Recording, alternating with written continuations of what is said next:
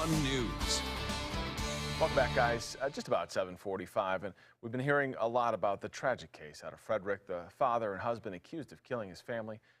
Gosh, it's a tough story for adults to process, but for our kids, you know, they catch it on TV or they hear about it from friends, and you know, it's important as a parent, as uncomfortable as it may be, to know how to handle that or figure out a way to handle that conversation with our kids. Jeff Johnson from the Medical Center of Aurora's Behavioral Health and Wellness Center, here to talk to us more about, you know, not this story necessarily specifically, but any tragic story like this.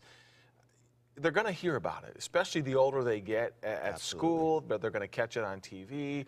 We should know that as parents, right? Exactly. So I think you used the term uncomfortable. So a lot of times these topics, talking with our children, is very uncomfortable.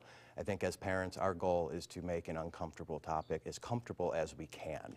And I think the initial thing we want to do in that regard is be open and be honest with our children. So honesty goes a long way. Well, they're going to have a lot of questions. Exactly. Do we answer those questions honestly, and how much information do we give them? Great question. So I think, you know, we do answer those questions as honest as we can, and I think we provide information in small doses for our children.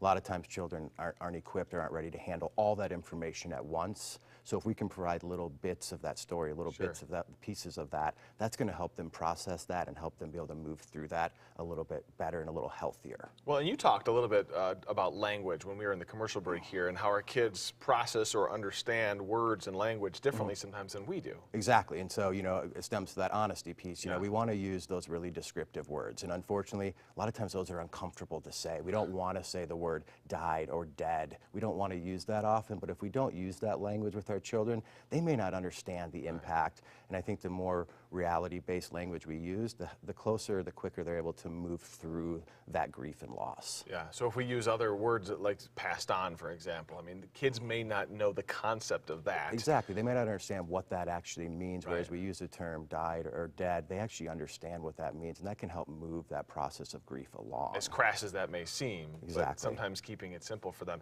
So the bedrock of having these conversations is what? Is it about reminding them that they're safe? Yeah, it's creating, you know, letting them know that they're safe, letting them know that, you know, these things unfortunately happen in the world. And, you know, we want to ensure, we want to promote safety in our children. They want to feel comfortable. They want to know that this isn't going to happen to them. So we want to speak to them about it, share information, remind them that they're safe, that they're going to be okay, and that we're going to do what we can as parents to keep them safe. Well, it's a crazy world, and that is our job as parents, to keep our kids safe and let them know they are safe. And situations like this, it makes so many of us ask so many questions. And as I said, as adults, I'm having a hard time processing this story this week. Exactly. And so helping our kids understand it is just another step in the process. Thank you so much. Thanks so much for having me. I really appreciate it. Some good ideas. Yeah, we appreciate you talking with us about this. Again, as uncomfortable as it may be, it's an important topic for parents out there. It is. Let's get over to your weather, and